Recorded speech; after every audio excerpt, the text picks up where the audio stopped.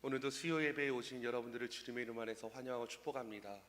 우리 옆에 있는 성도에게 인사하겠습니다. 정말 잘 오셨습니다. 은혜 받고 돌아갑시다. 우리들의 마음의 자세가 굉장히 중요합니다. 스님 두 명이 길을 걸어가고 있었습니다.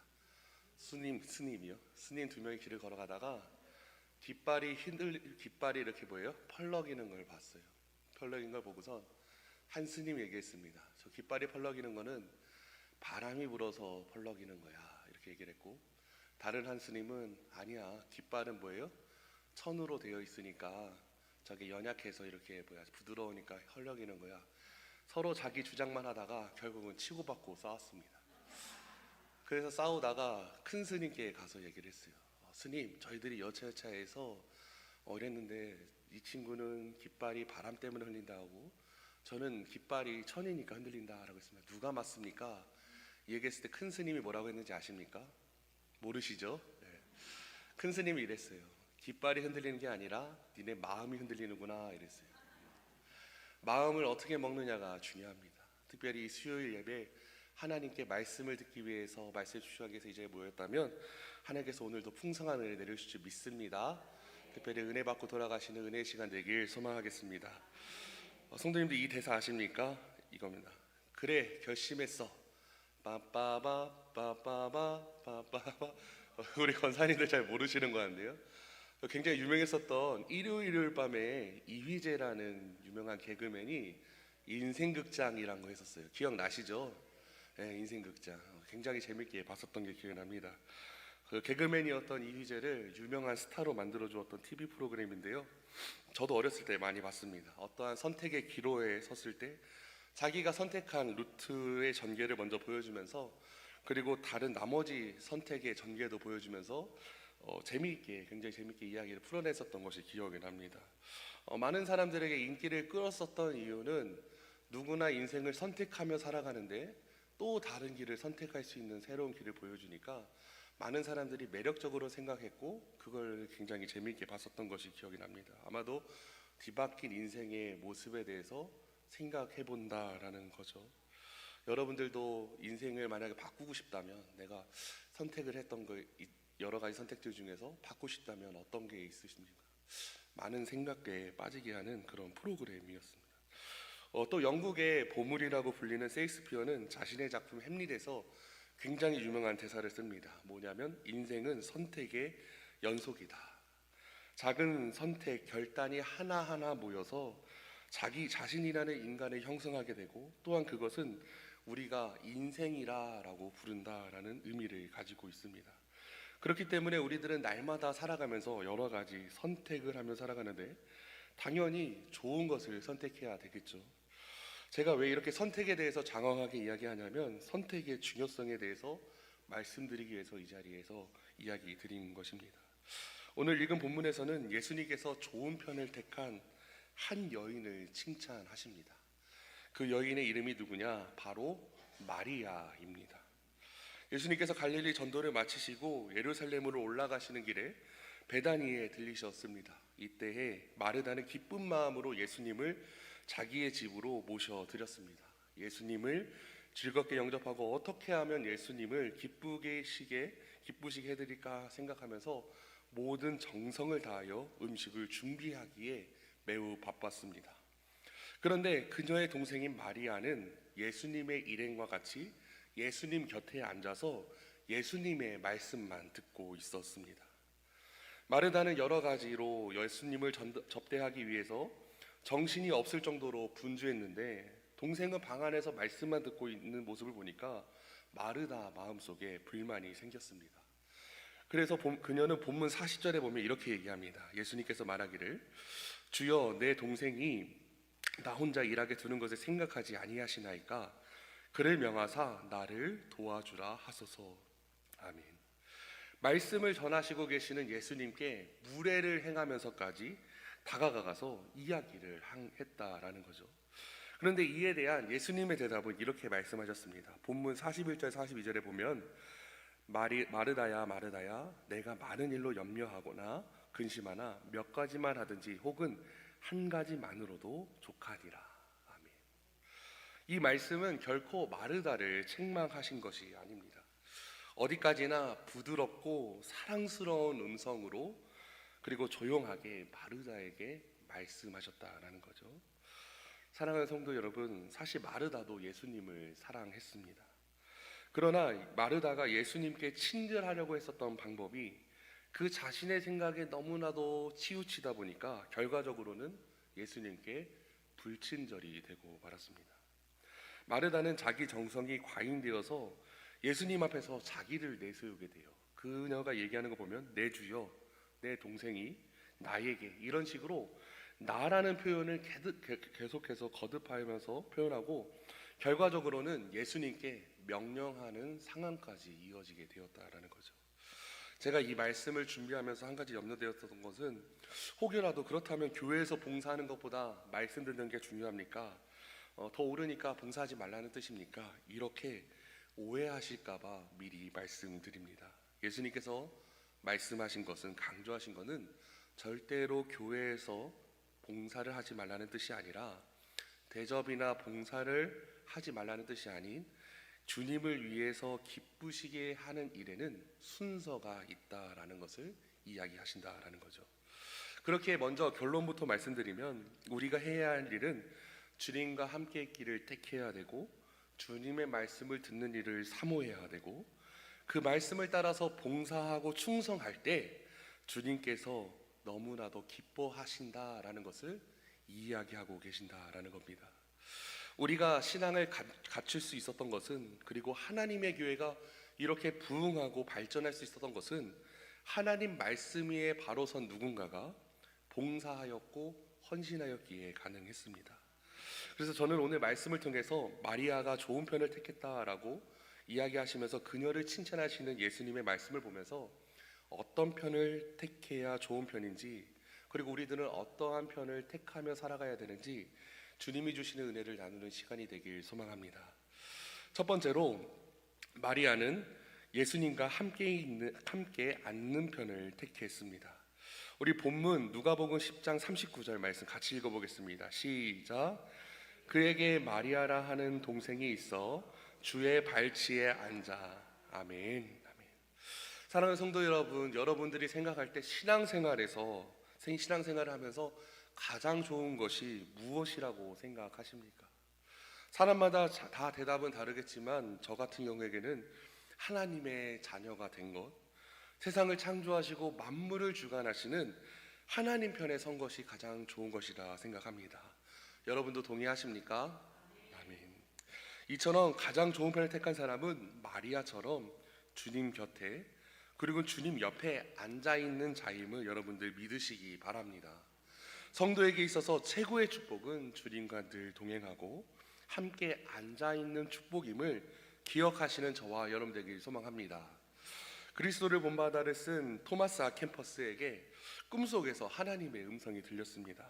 아켄퍼스야, 내가 나를 너무나도 사랑하니까 내가 너에게 무엇을 줄까? 이렇게 하나님의 음성이 들렸어요.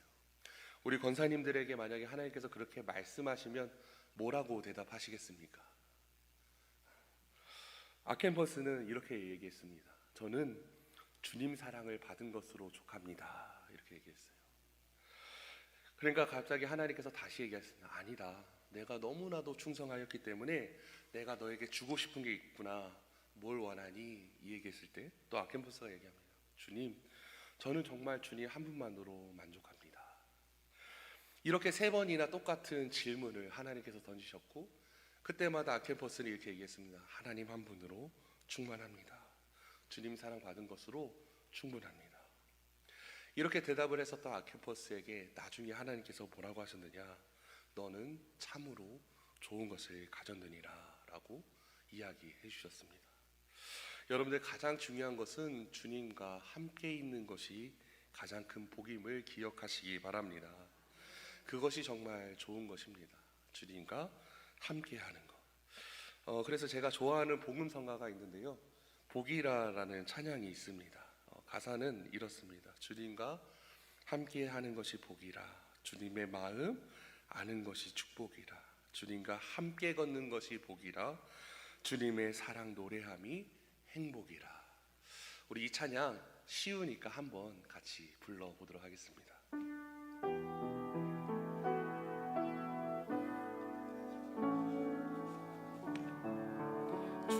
주님과 함께하는 것이 복이라. 주님의 마음 아는 것이 축복이라. 주님과 함께 걷는 것이 복이라. 주님의 사랑 노래함이 행복. 우리 가슴에 손을 얹고 다시 사용할게요. 주님과 함께 하는 것이 복이라. 주님의 마음 아는 것이, 내 마음 아는 것이 축복이라. 주님과 함께 걷는 것이 복이라. 주님의 사랑 노래함이 행복이라. 아멘. 네.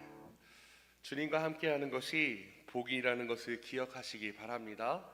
특별히 이 자리에 계신 성도님들은 그 주님의 복을 누리며 살아가시는 성도님 되시길 주님의 이름으로 축원합니다. 예수님께서 제자들을 부르실 때 아주 중요한 원리가 한 가지가 있습니다. 마가복음 3장 14절에 보면 이에 12를 세우셨으니 이는 자기와 함께 있게 하시고 또 보내사 전도도 하며. 아멘. 예수님께서 제자들을 직접 부르실 때에 그 첫 번째 이유가 뭐냐? 말씀 다시 한번 띄워주세요.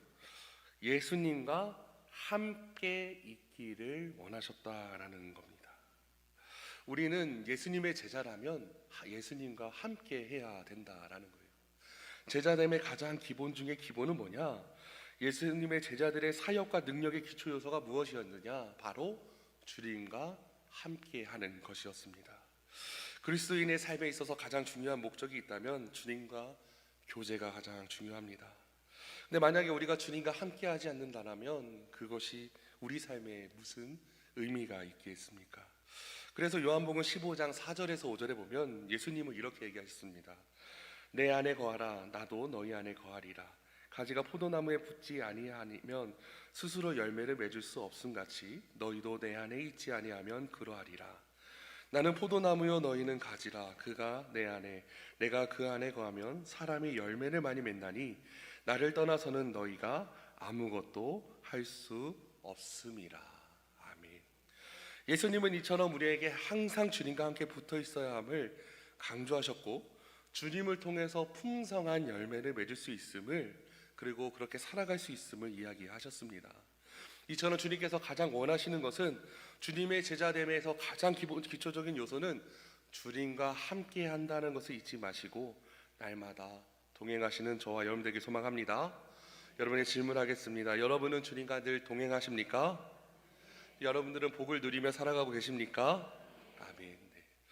또한 우리는 본문을 통해서 우리에게 주시는 주님의 뜻을 알아야 합니다. 마리아는 가장 좋은 편을 선택했는데 그것이 바로 주님과 함께 앉아 있었다라는 겁니다. 오늘 이 시간 주님은 우리와 함께 앉아 있기를 원하십니다. 예수님께서는 주님 자신과 인격적인 사귐을 기뻐하십니다. 말씀과 기도로 깊어지는 교제를 원하고 계신다라는 것이죠. 또한 하나님은 우리가 무엇을 가지고 오기 전에, 그리고 어떤 헌신과 봉사 이전에 먼저 함께 하길 원하신다라는 사실을 기억하시는 저와 여러분 되길 소망합니다. 무엇보다도 우리들은 이 신앙의 원리를 잘 알아야 하고, 무엇보다도 무엇을 하려고 서두르지 말아야 합니다. 내가 주님을 위해서 무엇을 하려는 생각은 먼저 겸손히 뒤로 물러놓으시고 먼저 주님과 함께 하려고 노력하시는 우리 사랑하는 성직교회 성도님 되시길 기도하겠습니다. 두 번째로 마리아는 예수님의 말씀을 듣는 편을 택했습니다. 본문 누가복음 10장 39절 하반절 말씀 우리 같이 읽겠습니다. 시작. 그에게 마리아라 하는 동생이 있어 주의 발치에 앉아 그의 말씀을 듣더니. 아멘. 마르다는 여러 가지 일로 분주했고 마리아는 예수님 발 아래에 앉아 예수님의 말씀을 들었다라고 합니다. 예수님께서는 전도를 끝내시고 피곤한 여행길에도 굉장히 힘드셨을 것 같지만 주님은 피곤함을 뒤로하시고 말씀을 사모하는 자들에게 가르침의 사역을 먼저 하셨습니다. 특별히 여기 단어에 보면 앉아라는 단어가 나오는데 이거는 수동태인데요, 이것은 마리아가 예수님의 명령을 따라 그 발치에 자리 잡고 앉은 후에 말씀을 들었다라는 것을 의미합니다. 특히 마리아는 예수님 발 아래에 앉았다라는 것은 그 당시 제자가 스승의 발치에 앉아 교훈을 듣는 자세와 같다라는 것이죠.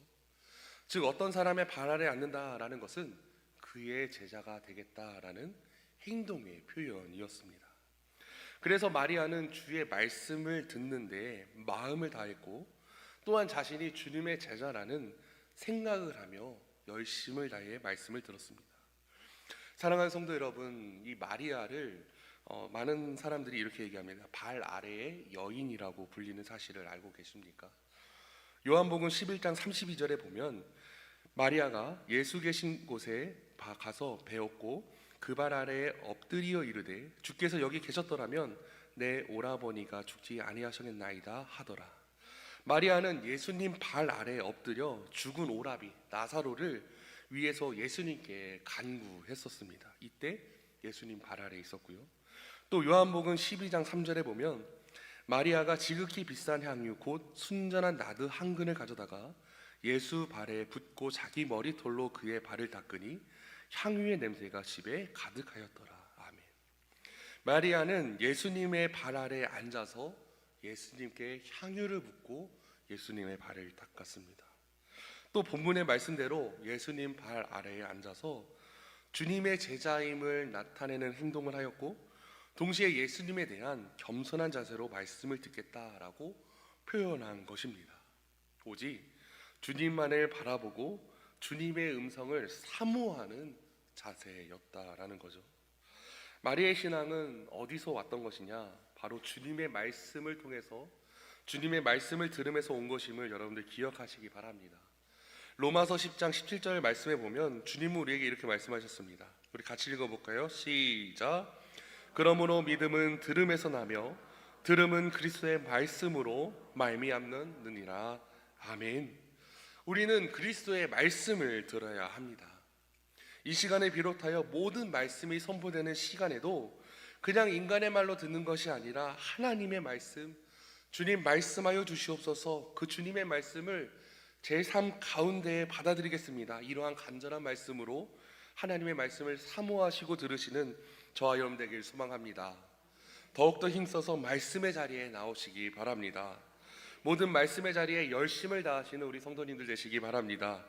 새벽에 나오셔서 더욱더 뜨겁게 기도하시고 말씀을 읽으시면서 큰 은혜 받으시기 바랍니다.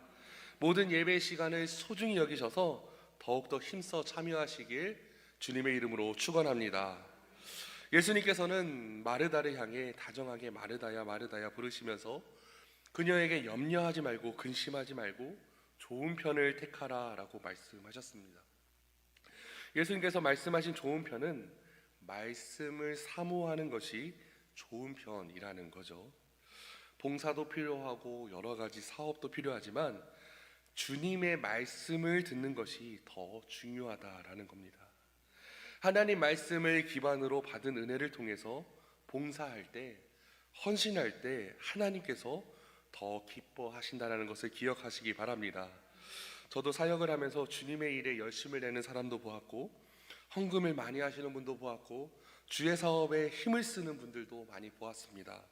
그러나 끝까지 주님의 뜻대로 사는 사람은 제단 앞에 앉아 말씀 듣는 사람임을 깨달았습니다.